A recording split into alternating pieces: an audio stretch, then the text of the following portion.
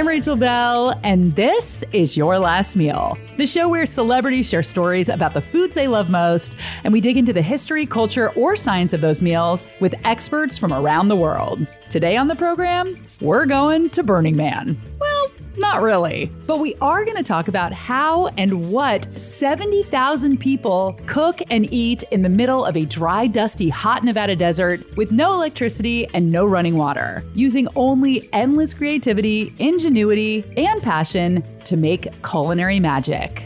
If you're unfamiliar with Burning Man, it's kind of tough to boil it down in a quick explanation. But it's basically a huge counterculture arts festival where thousands of people come together every Labor Day weekend to create a full-fledged, thriving, temporary metropolis called Black Rock City. And on the last night, they burn a huge wooden man. Now, you have to buy a ticket to get in, but after that, no money is exchanged. There is no buying, no bartering, no trading, but there is gifting. And food is a huge part of the sharing economy. I chat with comedian and writer Moshe Kasher, who has been to Burning Man 24 times. Every meal at Burning Man ever has been the most nourishing and refreshing thing I have ever tasted in my life. And I connect with two longtime burners who created two of Black Rock City's popular culinary camps, Cheese and Advice and Domakase. Making sushi in the middle of the desert. Can you tell me how this works? Yeah, I have a solar-powered freezer. All right, let's get into it.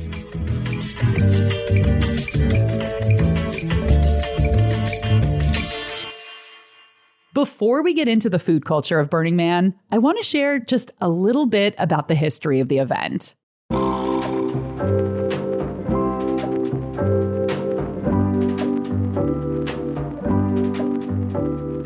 Burning Man was born in 1986 when a couple of friends in San Francisco built and burnt a wooden man on Baker Beach, with about 30 people gathered to watch. They repeated the ritual the next year and the year after that, until 1990 when the cops showed up and refused to let them burn the wooden effigy. So they moved the party to the Black Rock Desert in Nevada. But it wasn't a festival. More like 350 people living off freeze-dried backpacking food, survival camping in the desert. But in 1991, a fancy formal cocktail party was added to the mix. In 1992, drag queens and circus performers showed up. And in 1993, with 1,000 attendees, a couple created the first theme camp. They called it Christmas Camp and dressed up like Santa and gave away free fruitcake and eggnog. 30 years later, in 2023, around 70,000 people bought tickets to Burning Man.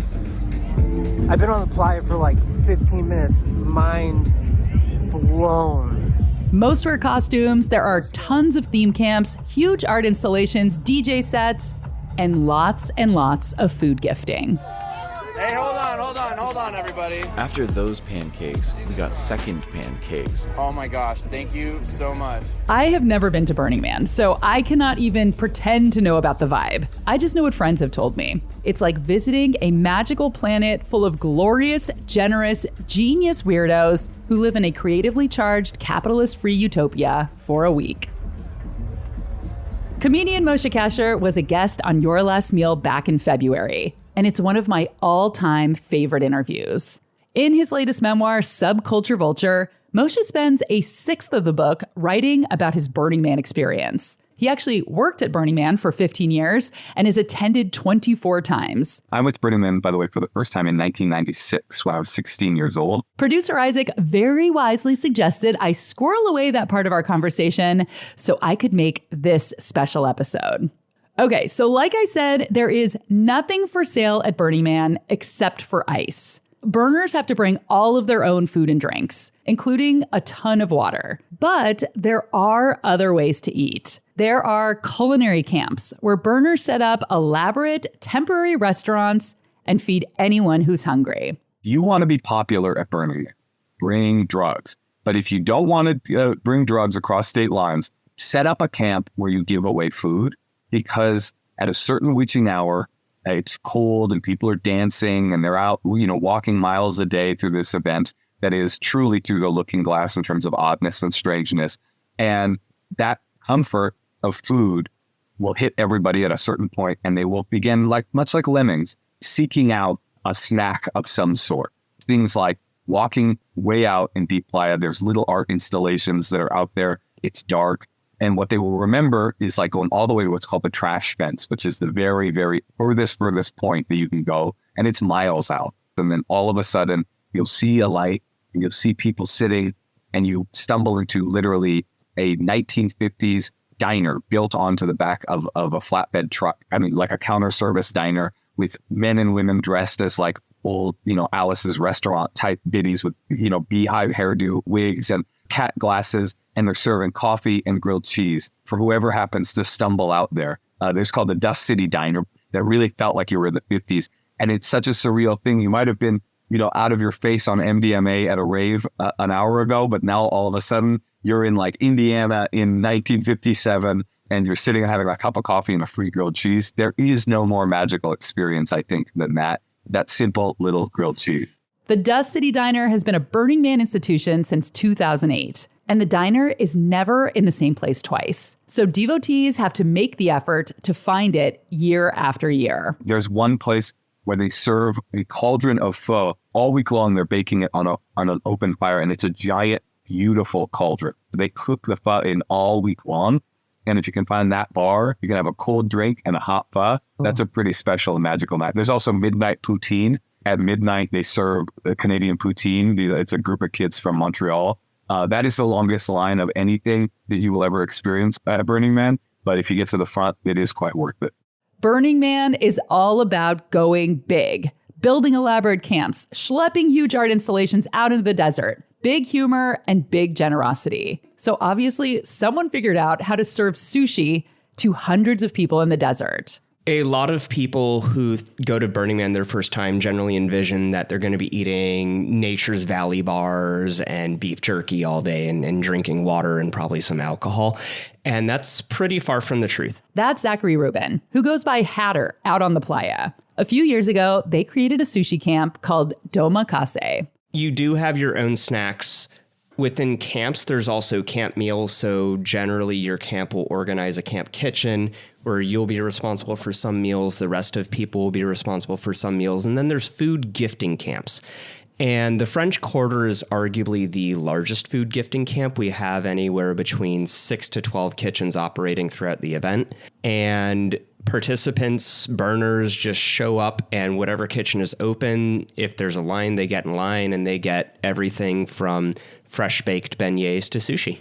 Making sushi in the middle of the desert. Can you tell me how this works? Yeah, I have a solar powered freezer. I source all of the fish locally out in Seattle.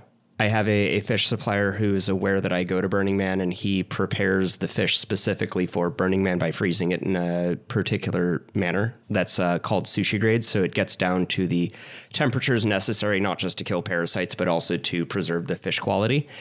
Once it is out there, we build the entire establishment. And that includes lights and chairs, every sushi accoutrement you can think of, the lanterns. We actually have fake glass cases that have various fake things like foam octopus. Like if you're sitting at the sushi bar in front of that glass case where all the fish is being kept. Definite emphasis on the illusion there. The next step is we apply for a food permit. Now, within Nevada, to serve food to more than 125 people at Burning Man, you have to have a health permit. In the case of our sushi bar, you can only do fully cooked. So that actually gives you a lot of opportunities. There's California rolls, you can serve unagi, you can serve the cooked shrimp and shrimp tempura. You can also have a number of vegan rolls like ume shiso and avocado and cucumber. So you have a pretty big variety that you can play with just within cooked. And then outside of that, within our camp meals, that's where we serve the good stuff, which is the raw fish, raw tuna, salmon, otoro, chutoro, maguro. We also have tamago and a bunch of other typical fishes that you would see. Domakase serves hundreds of people each night, but with only 8 seats at the sushi bar, you will be waiting in a pretty long line. And kind of a mantra that we have is, we're not here to serve them. They're here to entertain us. So if someone is in line and, they're typical and we don't find them interesting, which is hard to do because you're at Burning Man, we will speed their experience along. But if there's someone that we really want to talk to, we can certainly keep them behind and say, hey, hang out with us for a little while. And when they're not feeding others, they're eating meals with their buddies back at camp. Within the first year, my entire idea of camping and camping foods was turned entirely upside down. Tuesday around midnight during Mardi Gras, we will have our crawfish boil. It is hands down my favorite meal at Burning Man. We set up out on Esplanade. We will boil 50 to 100 pounds of crawfish, and we just keep dumping it out on tables with corn and potatoes and sausage, and we just have these giant sticks of butter that you can just ram things through. Very tasty, very spicy. It's kind of hard to leave my camp because our kind of mantra is we eat better out there than we do in the default world. Mm-hmm. Why do you think that is? Why don't you eat as well here? Well, you can't have foie gras and champagne and filet mignon and lobsters every day. That's what you're eating at camp? Yes. Hatter's camp is so elaborate. They have everything transported to Black Rock City in 2 18-wheeler trucks. So when you say 18-wheeler, a semi-truck? Yes. Wow. Do you rent them? My camp decades ago actually purchased 2 when they were on sale. And so those are permanent ownership of us, but they are stored in Reno. My friend who's gone many times, his favorite thing to bring is pickles. He says with the heat and the dust, just having this cold, acidic, crunchy pickle is the best thing. Pickles are a big deal out there. There's a camp called Fandango, and they are famous for bringing out vats of pickled eggs that they do not refrigerate. Oh, no. How does that work? Nobody has gotten sick yet. Okay. They've been doing this for years. I have had their pickled eggs. They are good, but I'm always a little squeamish being like, these have been out in 120 degree peak heat for days on end. Is the idea that they're supposed to be preserved by the pickling liquid? That's the idea. I guess because you see them in gas stations sometimes, those big jars of pickled eggs. I never thought about that. Interesting. And then, of course, at French Quarter, we have a dedicated pickling group called Swine and Brine. So they will pickle just about anything. Hatter says there is yet another way to eat at Burning Man. It's not just the big culinary camps giving away food. You can always get drive-by bacon, which is always one of my favorite. Try to slow down your bike and not get off the bike to grab a piece of bacon, either with your hand or with your mouth. There's a camp gifting out bacon on every street corner. According to Hatter, there is a lot of bacon at Burning Man. There's also a lot of grilled cheese. But if you want a grilled cheese sandwich, you're probably going to have to wait in line for a very long time. But as we learn after the break, at Burning Man, lines are as much the journey as they are the destination.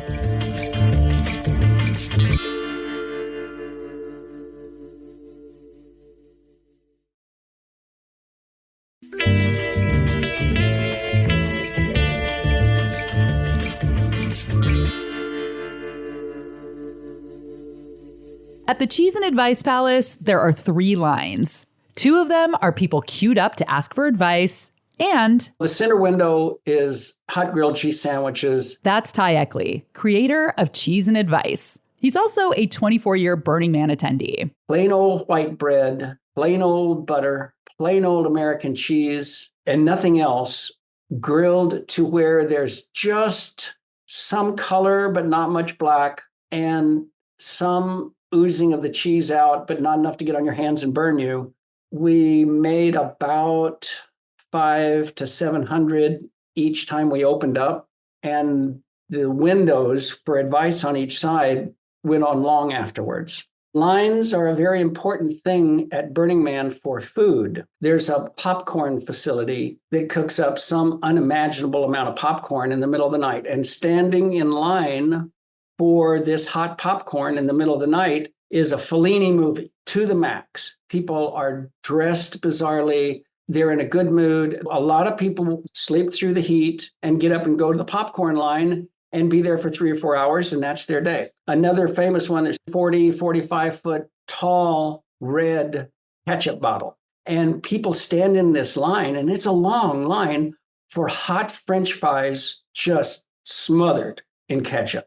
And the line is so much fun because you meet people from all over the world. They do everything that you can imagine, and they're on. And it's centered around food. And so there's this feeling of companionship and camaraderie.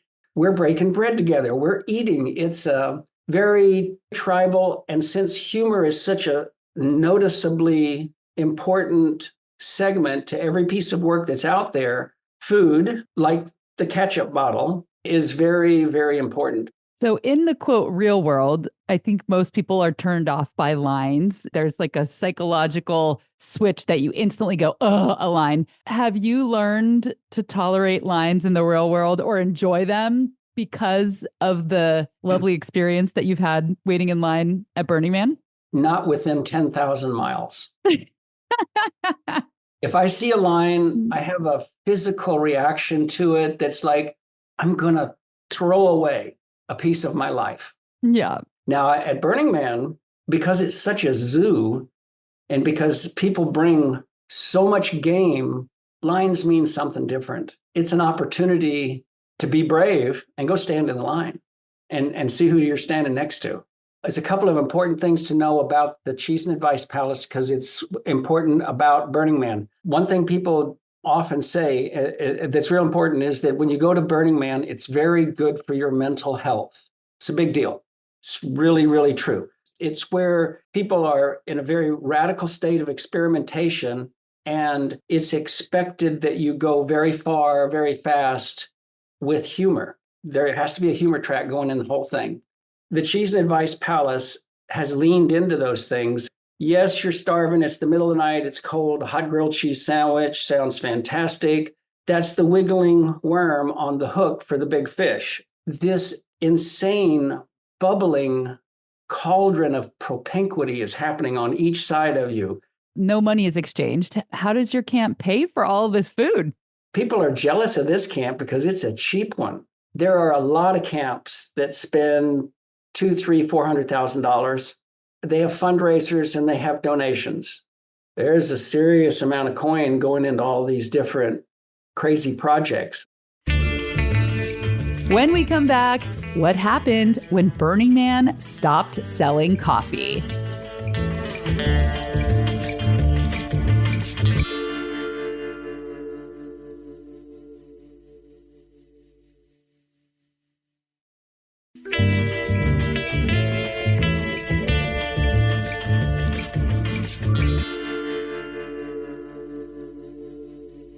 Early in the episode, I said that nothing is for sale at Burning Man, but that's not exactly true. Let's check back in with Moshe. What are the only things they provide? Ice and coffee? Well, that's funny you mentioned coffee. For many years, they would sell you ice and coffee. You need ice to cool your food, and coffee, it was a communal offering. And they have this ethos of like no commerce, blah, blah, blah, right? They have this thing called Center Camp. And it used to be this awesome place at Burning. It was really a central gathering spot, crazy drum circles and circus performances. And it was just like thousands of people packed into this center camp. Felt like a town square. And that was really cool. But people were so irate, so annoyed about this like violation of this principle of non-commerce, even though they literally sell ice and tickets, by the way. That's the thing nobody wants to put their mind around. You paid $200, $450 to get in. This is not a no-commerce event. This is, if anything, like a symbolic nod to non-commerce, right? So they would sell the coffee, and it was freaking awesome. And then they complained so mightily that they got rid of the coffee. They stopped selling the coffee. And now that center camp is a complete ghost town. No one ever goes there. Personally, I was very disappointed because I love that space to meet people and to people watch. It really was a big part of my over 20 times of going to center camp, just like staring at people and having a good time. In terms of what you talk about on this podcast, it was really interesting to see it wasn't the commerce, it was the coffee. The draw was that there was a cold drink that you could come, you could meet people, you could sit, have a cup of coffee with people in a event that is marked by chaos. It was this kind of soothing gathering point. And once they took just the beverage away, everything went away and there was no more gathering point. There was no more community in that space, and the community scattered into the rest of the event. Ty also misses the coffee experience. A very common activity is just walk or ride your bike to center camp and go look at the people in line for their lattes, their cappuccinos. They don't do that anymore because the generators to keep such a massive amount of coffee flowing, hot drinks, pollutes the environment. That hasn't operated for like 4 years now. It was beyond the Fellini movie, and it went on 24 hours a day. And it was just remarkable. For most people, one of the primary components of Burning Man is food and strangers. You're in such a hostile environment. It's just a dry, empty lake bed, no twigs, no grass, no nothing. Everything is so interesting. You're totally absorbed in looking at things and talking to people that completely blow your mind. And so you forget to drink water, and you forget to eat, and you forget to sleep. And when you do get to sleep, it's glorious. And when you do get to sit down and eat, it is just super rich and satisfying. So we were all debating back and forth whether they're really serving food, but they are, for sure. They are. Yeah, they are for real. It's awesome. And that was Your Last Meal's Summer Burning Man special.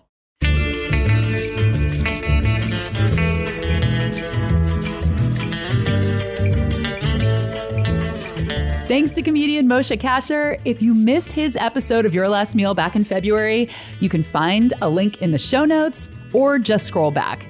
He is so deeply funny and smart. I can almost guarantee your day will be better if you listen. Thanks to Ty Eckley. Not being a foodie, I take granola, peanut butter crackers, and water. I just eat when I'm out of energy and when people tell me I have to. And Zach Rubin, aka Hatter. This year, Burning Man runs from August 25th to September 2nd. And if you have been and have a food experience to share, I would love to hear about it. You can send me a note on Instagram. I'm at HelloRachelBell, Belle, or you can email me at rachel.bell@cascadepbs.org. Your Last Meal is a product of Seattle's Cascade PBS. This episode was mixed and mastered by Sarah Bernard, editing assistance from Maliha Syed, and special thanks to Isaac Kaplan-Woolner for inspiring the episode. Oh, and I created, host, and co-produce Your Last Meal. Original theme music by Prom Queen. I also have a TV show on Cascade PBS called The Nosh that you can watch at cascadepbs.org. And I have a newsletter. There's a link in the show notes, or sign up at rachelbell.substack.com. I'm Rachel Bell, and this is Your Last Meal.